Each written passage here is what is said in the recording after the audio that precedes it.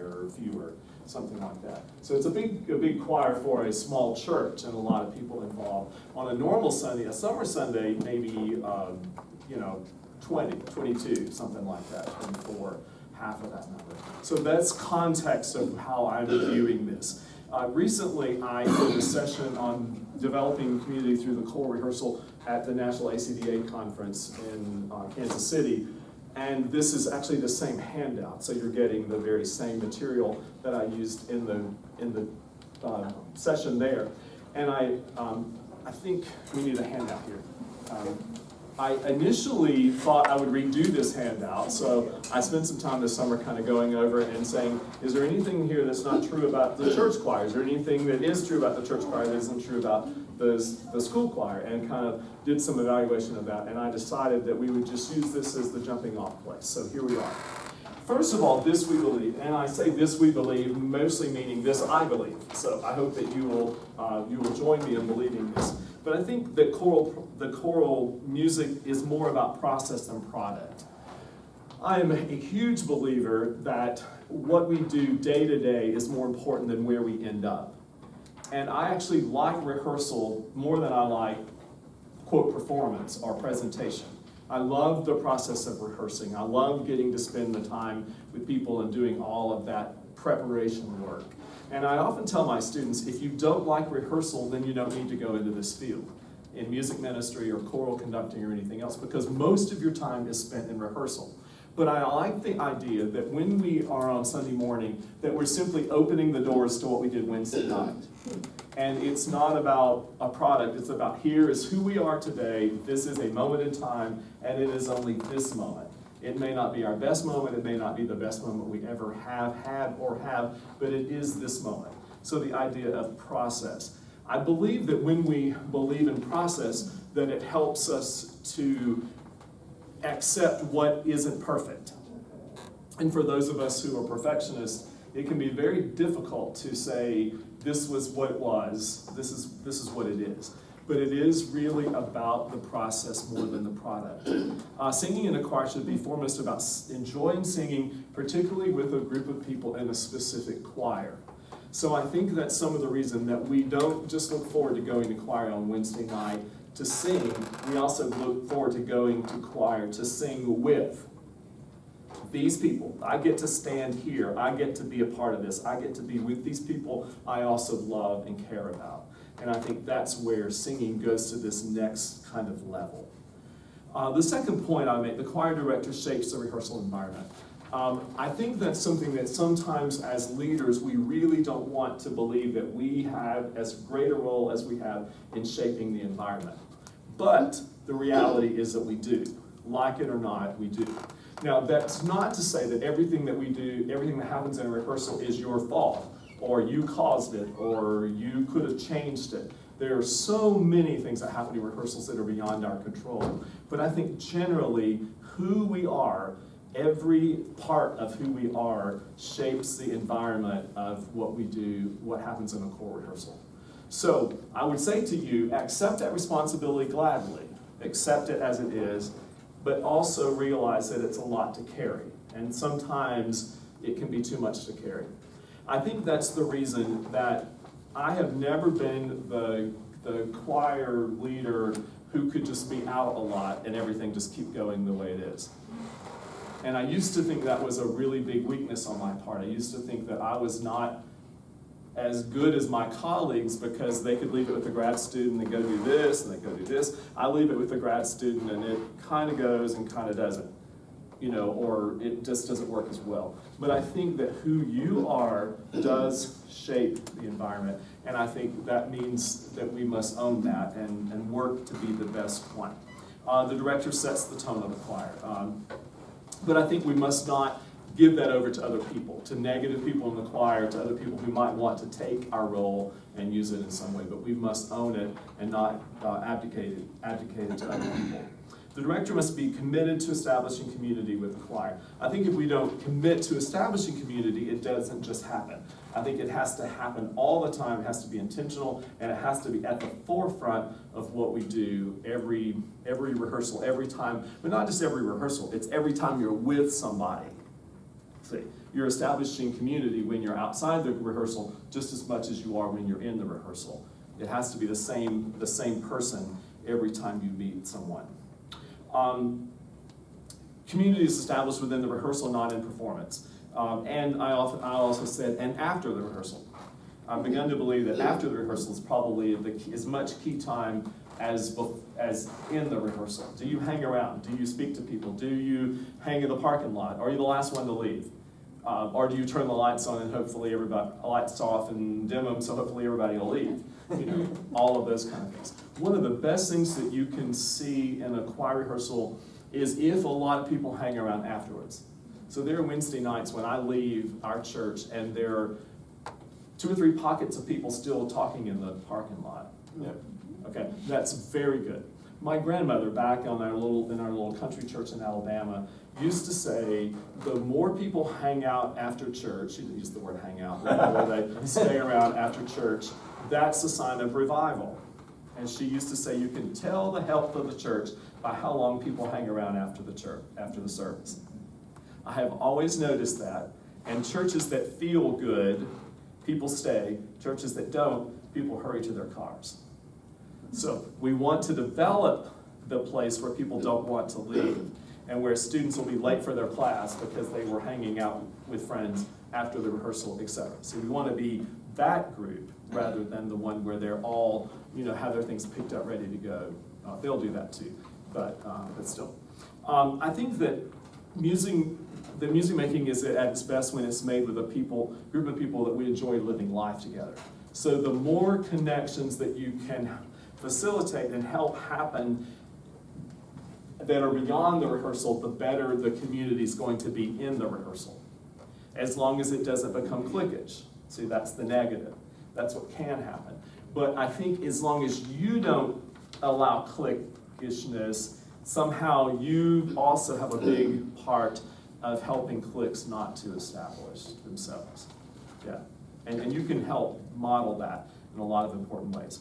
I think that we are all in search of community, and I think every age, everybody that I know is in search of community. Are you in search of community? Yeah. If you have a community already, you better be still in search of community, because your community will change, and you will need people always. Nobody has too many friends. Nobody has too wide a community. I promise you. Okay? So just always think of that we all need people, every age. Particular mixture of longing for community and the process of music making creates a unique community of learners. The learning goes beyond the music. Learning to sing together is also learning to live together. And I think that the connection that we make is a lifelong process, and it's one that we value. We've been in a bit of a crisis in our family recently. My wife was diagnosed a while back with stage 4 pancreatic cancer. And so our life is really, really, really different. But I cannot tell you how the communities that we have been a part of throughout our life together has come to bear on today.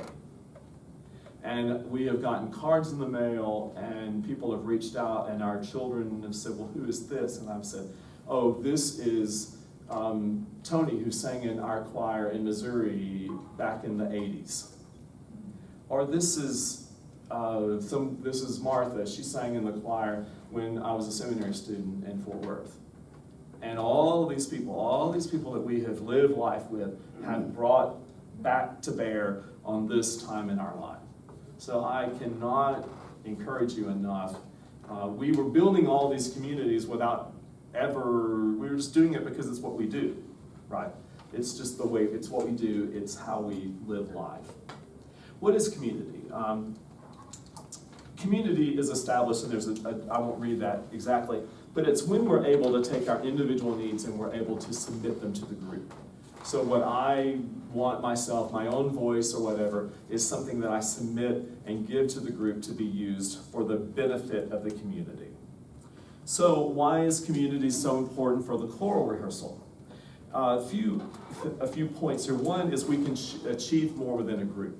There's a lot of Wednesday nights when I say, how many of you could have made such beautiful music by yourself? Well, the answer is none of us. So how many of you could have had this much fun singing on the couch at home?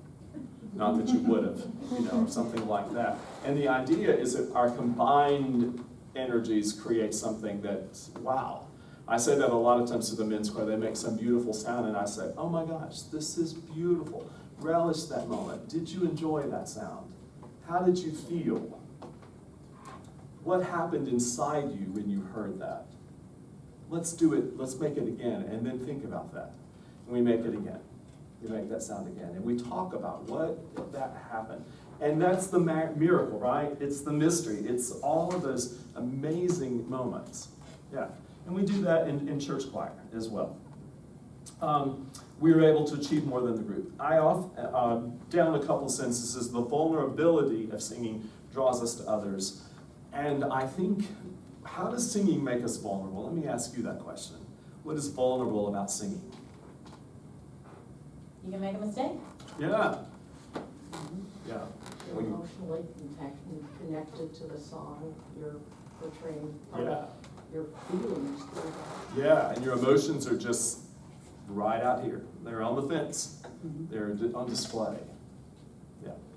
What about the idea of opening up your body? Yeah, if I do something wrong, it's me. It's me. The physicality of it is huge. If somebody critiques my singing, they are critiquing my body. And they're saying, your body is inadequate. Yeah. It's just like somebody saying, you don't look very healthy today. It's a similar thing. It's our body. It's who we are. It's our emotions. It's all of that vulnerability. Yeah. And so when we sing, when we lead, we are displaying that. And we are becoming vulnerable in front of others, which then gives them permission to be vulnerable. I was talking to a group of students last week at choir camp, and we were talking about worship leading. And they came up with this list of some of the qualities of good worship leaders. And one of the ones that they came up with was the word vulnerable. And I said, so what does it mean to be vulnerable? And then I said, how do you know someone's vulnerable? And they said, well, I said, how would you know that I'm vulnerable? Do you think I'm vulnerable? And how would you know that? And they said, well, you don't have anything in front of you. You stepped in up here, whatever. And then somebody said, you told us you have a new puppy. Yeah. And that's what somebody said. You told us you had a new puppy. And I said, yes, and I only mentioned it. We didn't camp out, and I didn't pass my phone around and show you pictures, but you know, right? You just, but you have them if we're. But they said, we know something personal about you. We know something personal about you, and therefore you have opened up yourself. Okay, so I think that's important. The next one is we take risks. We take a lot of risks in music, and I think sometimes as leaders we take too few risks, and I think it works the opposite from us. So Robert is in here, and he sings in our choir church, and he was being our fact checker today. But we've sung a couple of really hard things in the last few weeks, some really risky things, some things that could fall apart, especially in the summer. Especially in the summer. And it's been a little bit nervy, but I haven't really worried about it. Why? Why do you think I haven't worried about it? Because I trust the people. Yes. I trust the people. I totally trust them. I mean, I just know they can do it.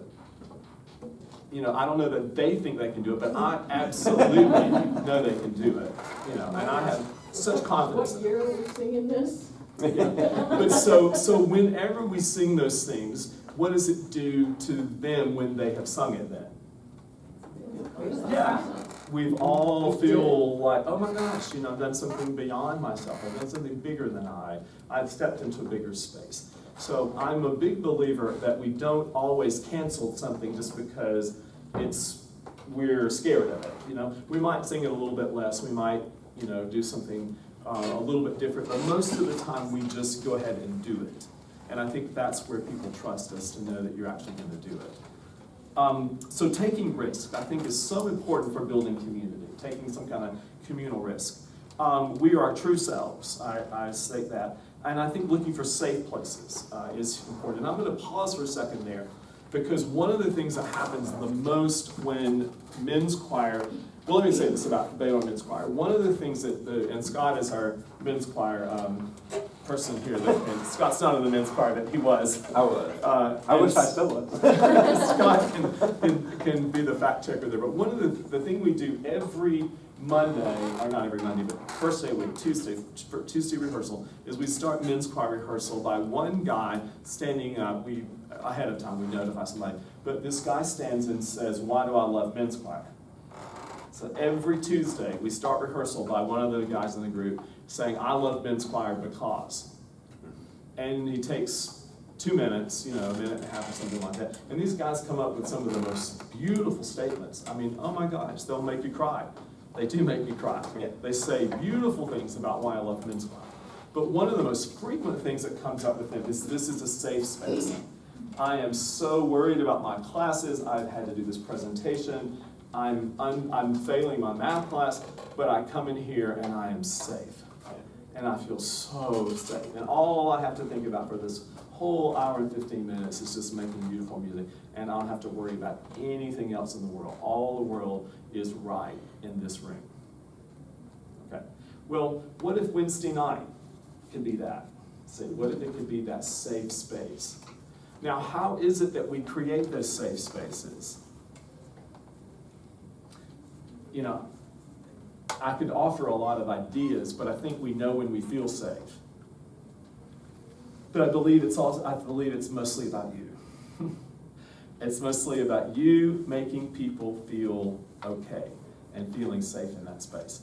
I didn't realize that for a number of years, and then finally, about 15 or so years ago, I realized that young men need safe spaces, that young men are scared.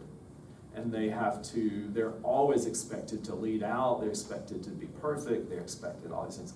And they need a place where they can just come and say, oh, whew, and be safe. And I think that's one of the biggest things that's caused the Baylor Men's Choir to thrive and the community to be rich is the safety of the space. And you have to, so what do? We protect the space. We protect the space from bullies. We protect the space from people hijacking the moment. We protect the space from someone hijacking the agenda, from someone being inappropriate. In the Baylor Men's Choir, we do not make fun of people, ever. I mean, it just does not, it is zero tolerance. But I never, ever, ever have to say that. It's just the culture. You just don't do that. It doesn't matter how weird you are or how odd you are or how socially awkward you are or how much you stutter or whatever the case. It's always this. This is the posture of the group. It's embracing posture. So I think we set that pattern by absolutely protecting.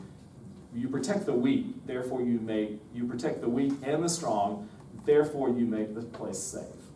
Well, and if there is someone who for some reason can't abide by that, they usually excuse themselves after a semester. That's right. They find, I don't belong in this place. Yes, that's right. Which is unusual because we work to make everybody belong. So. Yeah, but occasionally somebody is too critical. Yeah. Or they're too critical of other people singing. Or they want me to cut people on the part. Or other people are making too many mistakes for them. Or any number of things like that. And they cut themselves. Yeah. Or they're too critical of me. And some other students say, we don't do that. That's not who we are. So anyway, just stuff to think about.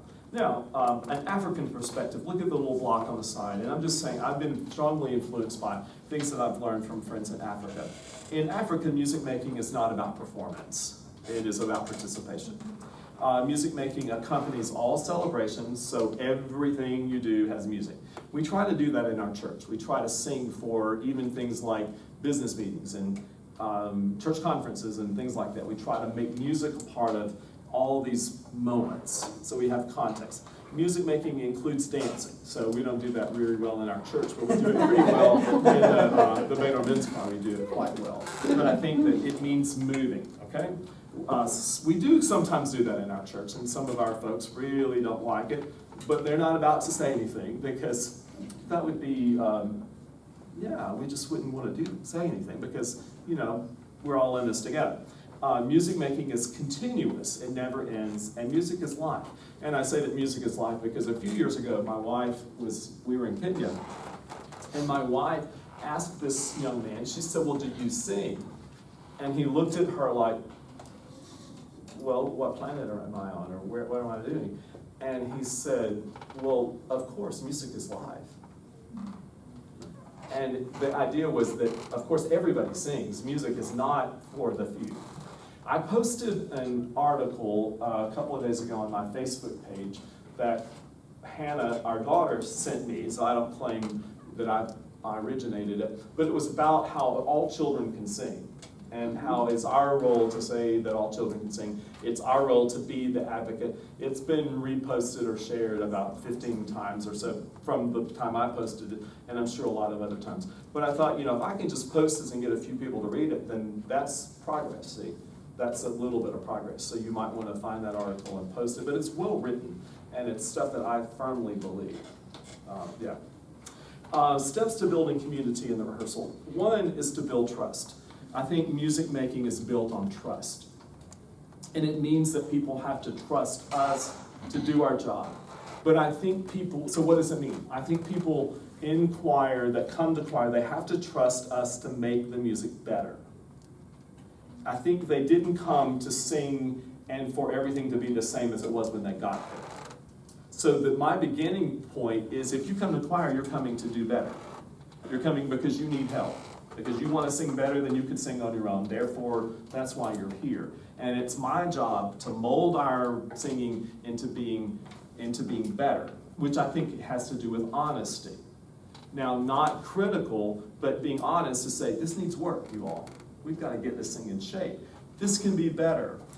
So a lot of times we sing through something and I say, okay, well, there's some positivity there, but let's work on this a little bit. We got some things that are good, but and I might even say, what do we need to work on? And I might ask the group, which is another way to go about something. Trust is reciprocal. If I trust you, you will trust me. Okay, I will say, for instance, this week, in all that's going on in my life, I have trusted so many details to other people. And I'm not worried, and I'm not going around thinking everything's about to come undone, because I really, really do trust other people that I get to work with, that I have the privilege of working alongside. I really do trust them, and I believe they trust me. Genuine trust is always earned slowly. I think when we are, especially in a new place, we expect that somehow, because I have been trusted in the past, I should be trusted now. But trust is something that you start over with every time you go to a new church. It's also something that you start over with every time you have new people in your group. So this fall, for instance, the Baylor Men's Choir will be about 65 returning guys and about 60 new guys. 50, about half and half. All right, so those new guys, they don't know me. They don't know to trust me. And there's probably guys in the group say, maybe they say that they can trust me, and Dr. Bradley is nice, and I like Dr. Bradley. Maybe there's people like that, I hope, I hope that some good stuff going on underneath the surface, But the truth is, it's up to me to win them, and I must go into those first rehearsals especially, and I must pull them in, and I must win them. That's me. That's on me, and it's on you. Okay. It's on you. Because I don't direct the choir that people have to sing in. There's not a music major or a student at Baylor who has to sing in the Baylor Men's Choir to graduate. They can always choose another group, or they can be chosen by another person, because I'm the bottom. Okay, that's where you are. Nobody has to sing in your choir. Even if you pay them, you probably don't pay them that much, really. So it's not that big, not all that much, right? So you have to create opportunities to develop trust. So the way we create opportunities to develop trust is by expecting things from people. Again, I tell the Baylor Men's Choir, if you're not going to be at this rehearsal, I expect you to let me know in advance. And do not send word by somebody that you're not going to be here today. You tell me. Okay, I can't say that at church. That's a little bit different, But I do say we all matter. It's really important. We all make a big difference, and I try to build the trust that we develop trust. Creating challenges build trust. So the more things we go through together, the more trust we have, right? The more hard things you do in life, right? The ones of you think of something, your family, for instance, you've gone through a lot of hard times and you came through it. So what do you do for these people? You trust them. I've often said my mother is a person that I absolutely trust to the core. Because the one thing that my mother never does is say, this is too hard. My mother is now an old lady, but she just does not give up. I mean, she's some little things we might work on, but giving up is not in her vocabulary. So I have ultimate trust in her. See? So that's the person you want to be. That's the person that I want to be. Create a nurturing environment. Singers come to choir with stresses and challenges, and they need acceptance and encouragement. If you have not been a bivocational minister in music, some of you are and some of you have been, bivocational ministers in music teach us that people come with stresses and challenges because they've worked all day in another world and they're coming. Okay. So in the most of my career, I've been a bivocational minister in music. So I have a day job and then I go to church. So I recognize those stresses that they're bringing, and I recognize how hard it sometimes is to get there. I've had little kids, I've had teenagers, I know what those different times in life are. And sometimes all people need are to be thanked. They just need to know you appreciate it, and you respect the fact that they got there. Genuinely care for each person. Show people how much you're interested in them outside the rehearsal. And if we don't connect outside the rehearsal, then we're perceived as inauthentic. So make sure you do that. And it's not make sure, but just do it because you care. And do it because it matters.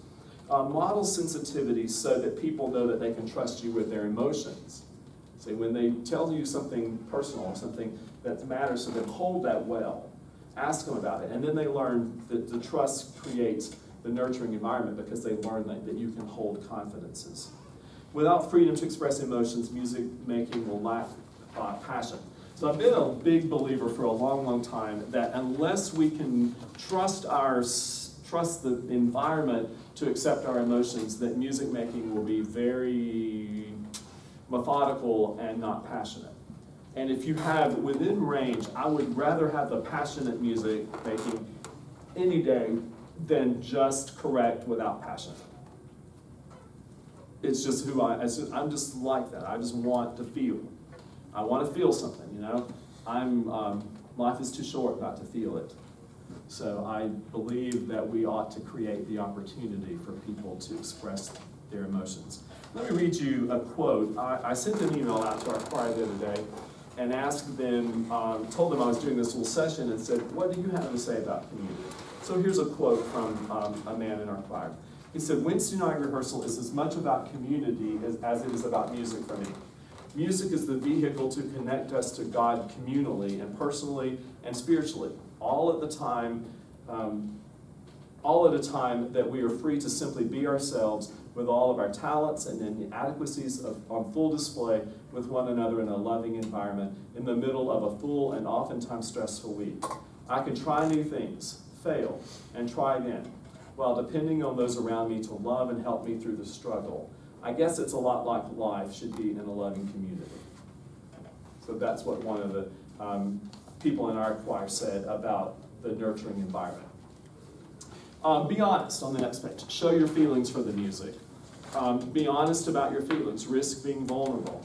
Be a real person, flaws and all. Allow students to know you personally and allow people in the group to know you personally. How do we do that without being so much about ourselves? You know, I don't know. I don't know how to tell you to do that. And I don't know that I always do it well, but I do it.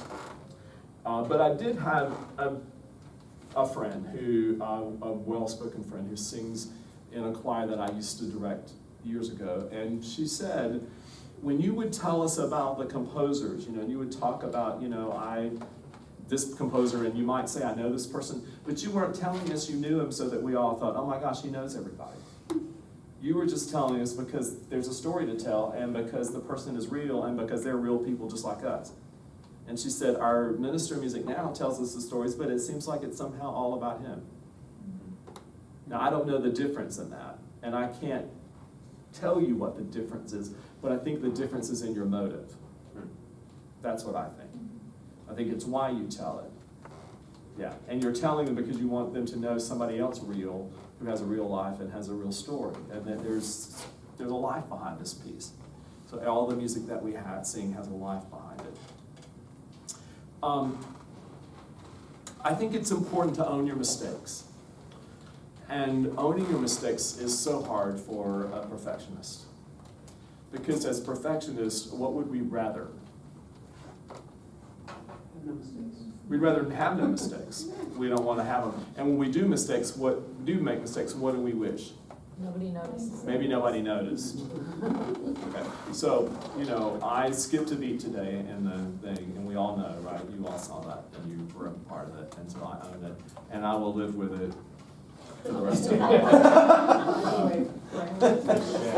We already forgotten, by the way. No, but I will live with it for days and decades, and I will live with mistake, when I make mistakes. To bring it up.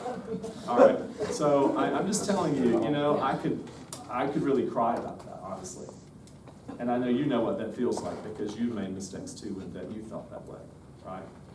But it's not the end of the world. And the sad part is it's not the last time I'm going to really goof up. And the other sad thing is it's not the last time I'm going to goof up in front of a lot of people. Because the only way I can not goof up in front of a lot of people is not to be in front of a lot of people. Right? I often tell students in the men's choir the only way that your voice is never going to crack in front of somebody else is to never sing in front of somebody else. And the more you sing in front of somebody else, the more notes you're going to crack, and the more times you're going to miss the part, say the word wrong, et cetera, et cetera, et cetera. So living life just means making mistakes. And it is the best thing that you can do is to own those mistakes and say, I messed up. Because everybody else is saying, oh, gosh, I've messed up all day, And they're just feeling a little bit more human. Okay. So, but it's hard for us because our lives have been conditioned not to make mistakes because that's the way we've been trained since we were this tall in music is you just don't make mistakes. Perfection is where we're all headed. Well, let's say process is where we're all headed. But then we don't want to be sloppy either. See, we're not giving permission toward the other. So that fine line in there is important. When appropriate, mention issues with which you struggle and areas which you need to change. It's okay to say, I really struggle with this. I said something the other day in choir about, oh, this song is not really that true. That's what I said. That wasn't something I wrote. Yeah, we were singing the song Old Time Religion. Oh, we sang yeah. the Moses Hogan arrangement of Old Time Religion. We sang that a couple weeks ago. It's a really hard song to sing in the middle of the summer, but it was a lot of fun. And I said, I don't really wish we had the old time religion. I'm glad we have religion we have today. And I'm glad we've made some progress. But, the point is we also have a story and a history. So in that way, I like the song. But otherwise, I don't want to recreate a past. So that was an example. And I stepped into something that I really didn't mean to step into. And then I had to try to brush it off my feet, So that was the way it was. Another person commented about this, about some of the comments we're talking about. Stepping into a new church after 17 years, I was looking for a place to fit and begin to form new bonds of friendship and kinship. The Calvary Intergenerational Choir was the answer to my longing. I quickly found a group of people of wide-ranging ages who love to sing and deepen our relationships with Christ and others through music. Music is a bonding agent, and our rehearsals have bonded us in friendship through singing, through tears, through prayer, and through laughter. Few of us are music majors or professional performers, but we work to represent our church and minister to the best of our abilities each week as we come together to fine-tune, sometimes requiring a lot of tuning, our part of the worship for the upcoming week. There's something about music that seems to bring us closer to each other and helps us come together as a community. Those are the words of another person. Telling stories. Stories establish a way for you to be real and vulnerable. I think that people are eager to learn your stories, and stories create a legacy. Stories let others know that you understand and value their contributions. In the church choir, for instance, every once in a while we tell stories. Oftentimes I'll say, what does this music mean to you? What words did you sing in that anthem that stood out to you? What's something that you needed to hear this week? I won't ask all those questions, but one of them in a week. So, or something like that. Or what's a phrase that describes something that you haven't really thought of it in that way before? What's a thought in this song that you don't do very well, but you wish you did? You see, just a thoughtful question. We also often tell stories, and we have people in our choir that are very new, and we have people in our choir that have been there for the whole time I've been there and before that. So sometimes I'll turn to one of the people who have been there a long time and say, do you remember when we did something? And we tell a little story. And we have a history, see. And the Christmas when it snowed on Wednesday night and we missed our rehearsal and we were singing on Sunday morning. And we had a choir party on Friday night and then we hurried in and had a rehearsal. Or just things that we remember and stories that connect us across time. The Baylor Men's Choir, we have a number of stories. We always start out the fall retreat by having a time at the end of our first evening where we just tell stories. And they're mostly funny, and the guys that's so much fun telling all these crazy things that have happened and things that they've done. And then the new guys are just listening, and they're thinking, oh my gosh, I hope we get to do something fun. I hope I get to be a part of a story one day. You see, and stories connect us, and they're important. Collaborate. Ask the choir what they think. Share your wins and theirs. Work with leadership teams, and then create an environment where each person's contribution, each person contributes through collaboration within reason. So, one of the things that I do in choir is ask people, what could we have done to make this better? Name some things. I do it more in the men's choir than I do at church, because church has 1 hour. We get 1 hour of rehearsal per week, and we sing hard things sometimes. It's so hard, so we really don't have time. I mean, we are just bang, bang, bang. The men's choir is too, but we have a little bit more space to reflect. We have 2 rehearsals a week. So I often ask them, what do they think about things? So what do some of the music majors think sometimes then when I'm asking, what do you think can make this better? What complaints do I get from the music majors? Technical things. Yeah. Oh, I'm so tired of hearing so-and-so tell what they think about this. They don't know anything. They don't have anything compared to my knowledge. And I didn't say anything because I was trying not to, you should just tell, they don't say it that way, but you knew what to tell us, why didn't you just tell us? Well, but these guys are owning it, right? Every time their ears are listening now. They're paying attention. They're owning the process. They're owning it. And that ownership is huge. And then eventually people get smarter, right? Because they're actually learning something about the music. And also you realize that I'm not the only smart person in the room, right? One time, long time ago, about early 90s, I was a part of the Robert Shaw New York experience, where you get to go and sing with Robert Shaw and make music, and all that was a thing that went on for several years. I got to go up there one January. Well, one of the takeaways that I came back from that was that Robert Shaw, several times in a rehearsal, turned to the guy who's the accompanist, whose name that I've forgotten, and he said, what did you hear in that? Now, Robert Shaw was known to have the best ears in the business, but he asked the accompanist, what did you hear? So oftentimes I'll say to the accompanist, where did you think we lost pitch? Or what do you think about that? Okay, you're not the only good ears in the room. And sometimes the ears of other people are much better than yours, partly because they're not multitasking and doing so many things. It's not just that you can't hear, it's just that you've got 50,000 things to think about. So collaboration can be important within reason, but you have to let some people not dominate. And there's a few guys in men's choir that their hands are always up every time, and I said, I will say, we've already heard from you. Maybe somebody else, But anyway, letting other people own is very, very important. Let me read you a quote that gets to that point just a little bit.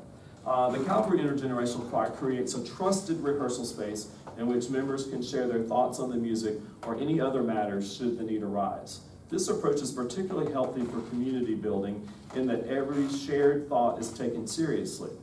Members feel encouraged to share, knowing that they belong to a fellowship of musicians that understand the importance of creating room for vulnerability and acceptance.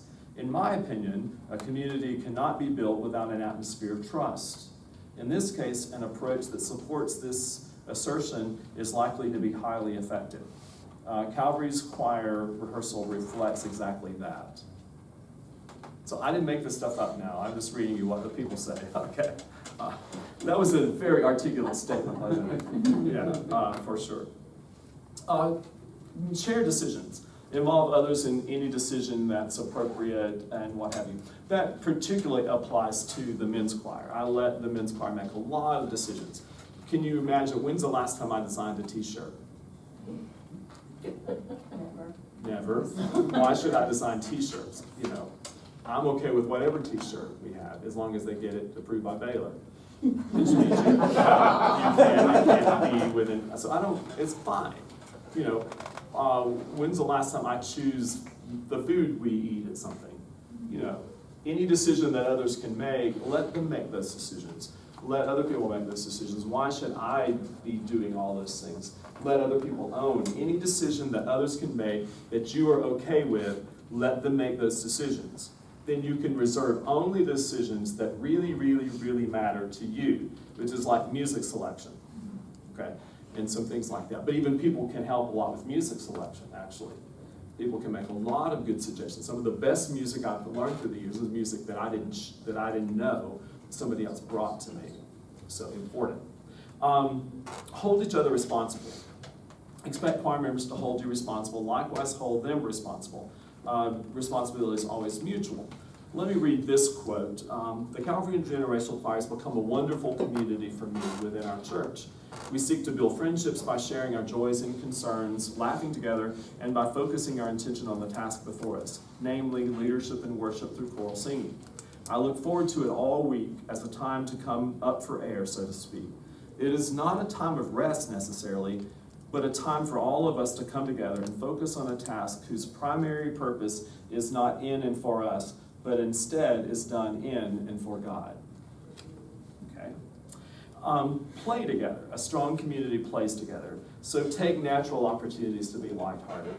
Be content hanging out a bit sometimes, and we mentioned that. Have some times where people, maybe there's food, there's extra things where people can hang around, give reasons to hang around some. But also just be lighthearted. I'm not a very funny person unless I try not to be. If I try to be funny, I'm never funny. So the worst thing I could do would be to try to be funny. So I never ever try to be funny because I just, except at home, and because I'm just not very funny. But if I just live life, I will sometimes be humorous. But it's usually by mistake. So, you just have to kind of know your own humor, So, yeah. But isn't it weird when people try to be funny and everybody else thinks they're not? Yeah. So know yourself, Know yourself and be yourself, Build traditions. Communities are built around traditions, etc. They may be simple and they may be even peculiar, but traditions should be allowed to develop organically and allowed to happen. Again, they're not as likely to happen in church choirs as they are school choirs because it's a different time in life and all that kind of stuff. But what are some traditions? Sometimes they're so simple that they're unnoticed by the group. And sometimes they're so simple that you don't even know them, but everybody else does. There are sometimes things that people think are funny or things that people do in rehearsal, and you're so focused on other things that are going on, you don't even know the funny things that are happening. Well, one thing that I started doing was we have a music Sunday where we celebrate the bell choir and the choir and the music in the church. And it's usually in the spring, but with Easter coming so late, we didn't get it done in the spring. So I wrote a service for Reformation. That's going to be a service of, there's going to be no sermon. It's going to be all hymn singing and music from the choir and bell choir. Well, my choir I give them a list of what we've performed throughout the year, and then they get to pick 3, and the accompanist and I pick 1. And they get to pick 3 of those, so whoever gets the 3 highest votes, that's the 3 that we sing, plus the one that the accompanist and I choose. And it's worked out really nicely. They picked some really neat stuff. And then I wrote the service around that. Yeah. So It's a good way to build. responsibility. Absolutely. One of the things we do in the Baylor Men's Choir is every semester we have a survey, and they get to rate all the songs that we sung that semester, and they get to give them ratings and how much they like the song. They get to talk about what they think went well, what they think we can improve on. We do that every single semester, and we go by that feedback and try to use it really well. Stick together is the last point we make here. People who love each other are never completely objective. And I have decided that in my life, I don't really want people to be completely objective about me. I actually want them to just love me. And so a few years ago, an example, I was had this new position, or a new person in a position, and the person said, you know, the truth is you can say anything to me that you want to. I am thick-skinned, and you just don't have to worry about what you say to me. You put it out there, and I can take it. And I said, well, I need you to know my skin is really thin, and you can hurt my feelings in a heartbeat. And what I need you to do is everything you say to me, I need you to take some time and think about how you can say it to me nicely. Yeah. Now, when I was 25, what would I have said? You just put it out there. I can take it. I'm a big boy, you know, I can take it. What I've learned about myself is I'm not very thick-skinned. I'm really sensitive. And I'm going to just say it because I really want you to be nice to me. So that's one of my beliefs, is that most of us don't really want everybody to be, they want us to be kind and gentle to them. And then we earn the right to say some things sometimes that come out of that friendship. But we want to stick together. One of the practices I would like for you to think about is notice how you talk about people.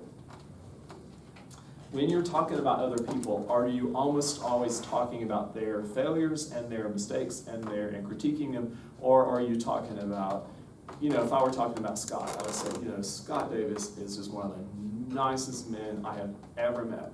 There is just not a person that wears better than Scott Davis. I mean, he's pleasant, he's nice, he's the same every day.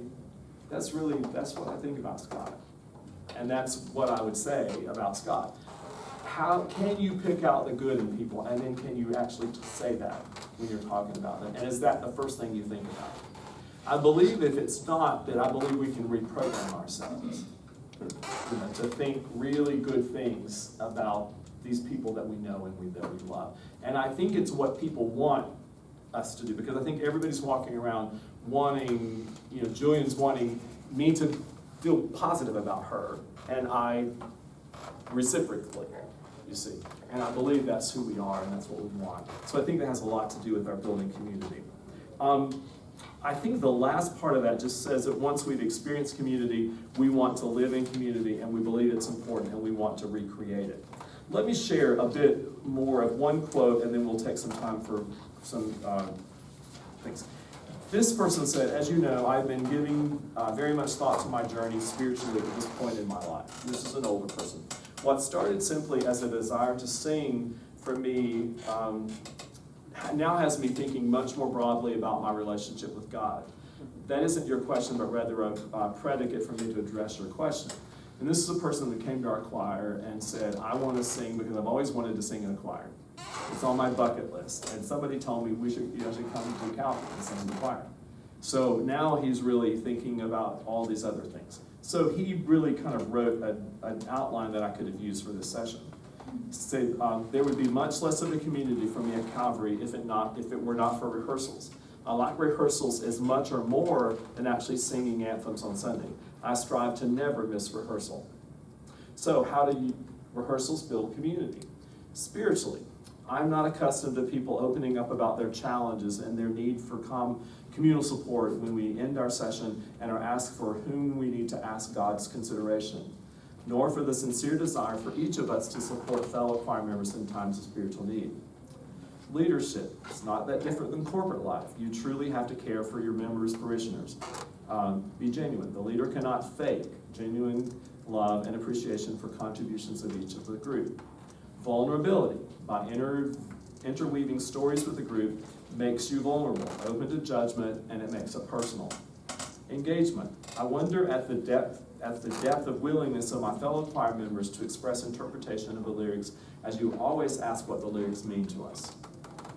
Challenging. I like it when you say that this song is generally only sung by college choirs. Nothing builds community more than a group challenge. Belonging. Rather than go to church on Sunday, bonds created at rehearsal make me feel a part of the community. I belong. Presence. Community in the broader sense is the congregation at large. It is not sufficient to build community within the choir alone. The intent must be to build community of the church at large. In that regard, the music minister plays a broader role than simply leading the choir. I am accustomed to the role of music. I am not accustomed to role in the music in the way it is done at Calvary. The music minister plays a significant role, not just leading the choir. So that was a beautiful outline of what we could have had for our whole thing. But that's what just a person downloaded and sent to me last week from his experience. Now, in our last few minutes, we've got about 7 or 8 minutes. What are some questions that you have or some follow-up that you would like to know about what we talked about? Yeah. I have a church choir of people who have been singing together for years and years and years.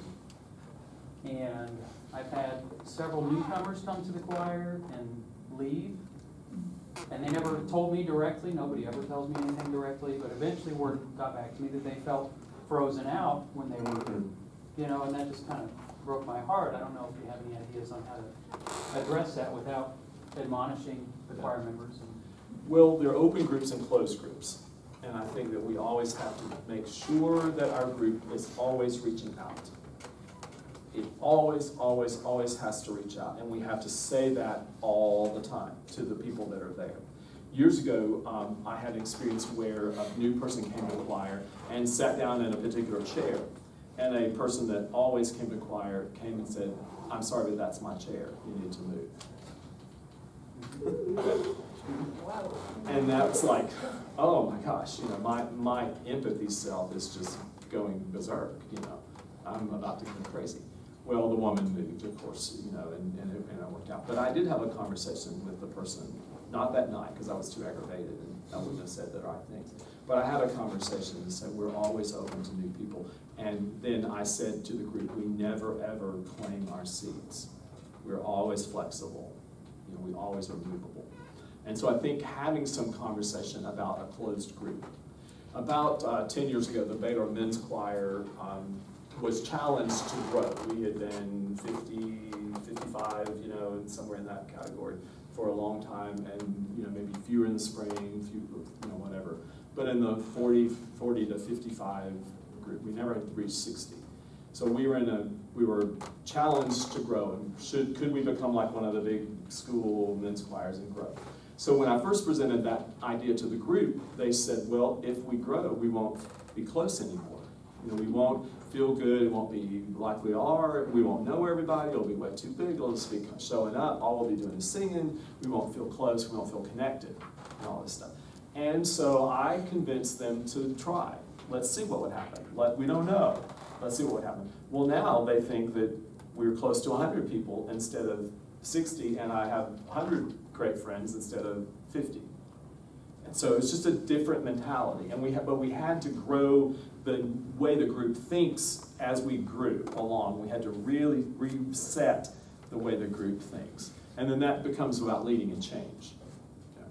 And that's a whole other topic that we could go into. But I think we have to always be growing. I am always, always, always recruiting because we are always having people leave.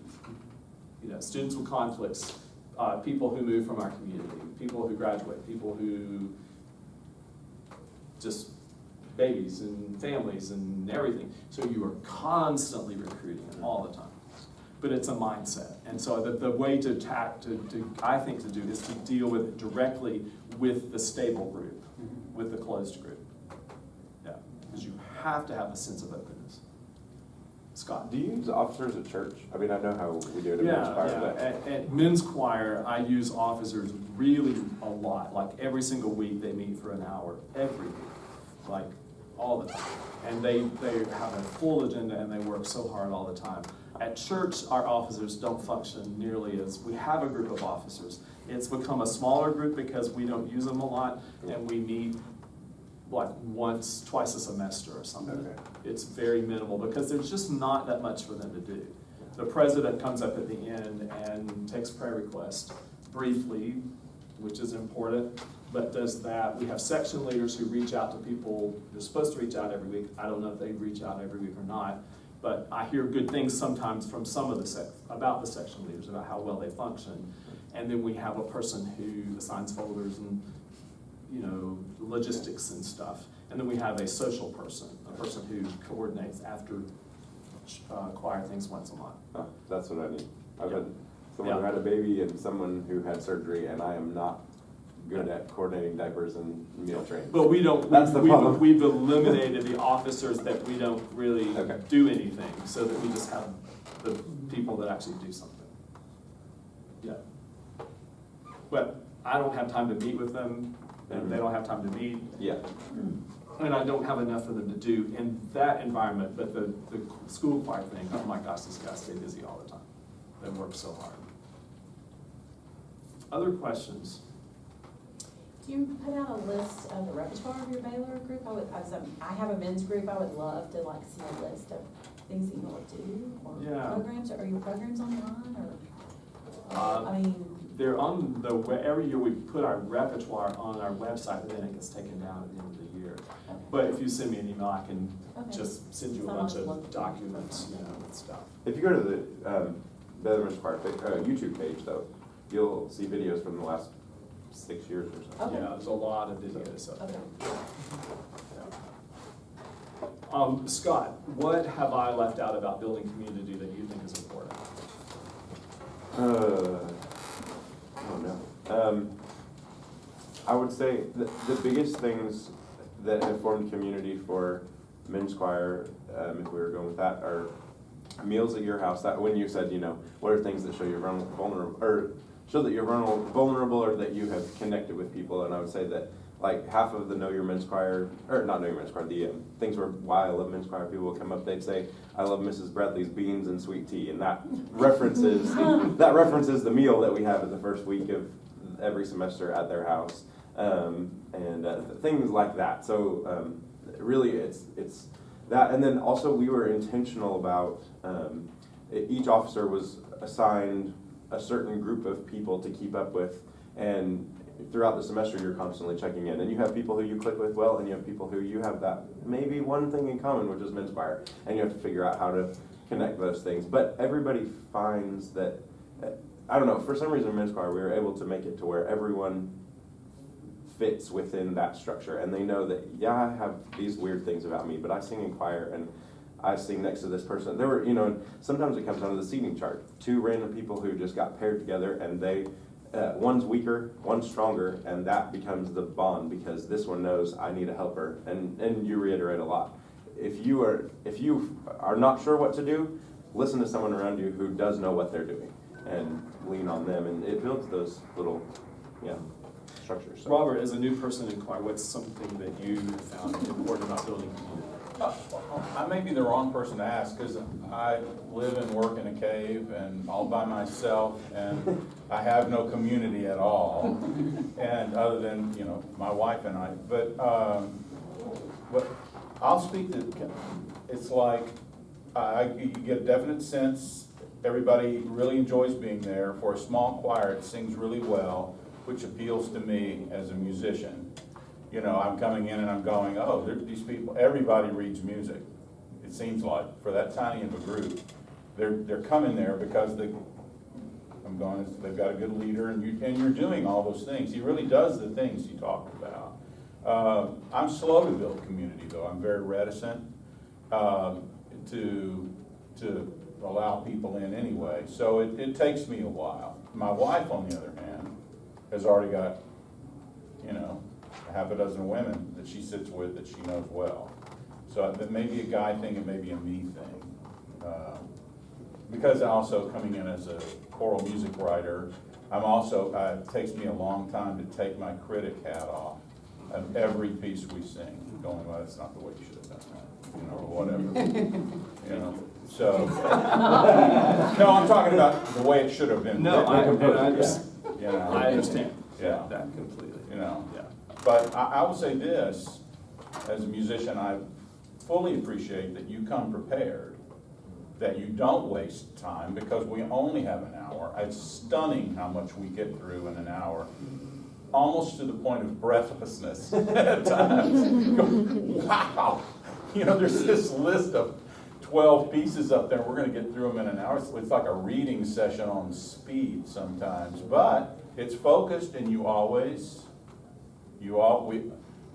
said something earlier, when Diane's been in my songwriting classes, my thing is, you said it's not about the performance, it's about the process. For songwriters, I'm always saying, it's not about perfection, it's not, you'll never be perfect, it's about progress. That make your next song your best song ever. And it's not gonna be perfect either, but you're constantly getting a little better. And I feel like every time we leave rehearsal, we were better on that piece than we were the week before, more confident or whatever. Yeah, and we've done some things by the seat of our pants on Sunday morning. Skin of our teeth, as my dad would say. There was one other thing about the building community and the, establishing that this is a safe space. One of the ways the men's choir established a safe space is by making situations where we all had to be vulnerable, and I don't mean in the usual sense. Like, I was a music major through and through. I never did sports for any reason. And we always had a dodgeball tournament, and there was always intramural field, intramural leagues, all that kind of stuff. And that was so where I was, if you would have asked me, I did dodgeball because everybody could. But intramural league, nope, I'll go cheer them on, but that is not my place. But those other guys, it made me feel vulnerable, and they were the ones who belonged, and that was how we kind of fit together. So, yeah, so encouraging vulnerability in the opposite way, I guess. I don't know how to say that exactly, but yeah. Building community, too, you have section rehearsals, like sometimes I have the ladies at 6 and the guys at 7. You come in there, you set up the chairs a complete different way. And section rehearsals are where I find that somebody that won't walk in when it's a whole big choir will walk in for a smaller group, or they might invite their friend for a smaller group. But I like to keep my choir guessing, because I don't want them walking in the room being numb, this is how it goes. So setting up the chairs in a different way, and just, if there's used to being 12 on a row, there's only 8, they've got to mix up and find somebody new to sit with or whatever. So just, I find that has worked for me, to just like section rehearsal and then mix things up. So. Well, our time has expired, and thank you all so much for being a part of this today. Appreciate it very much.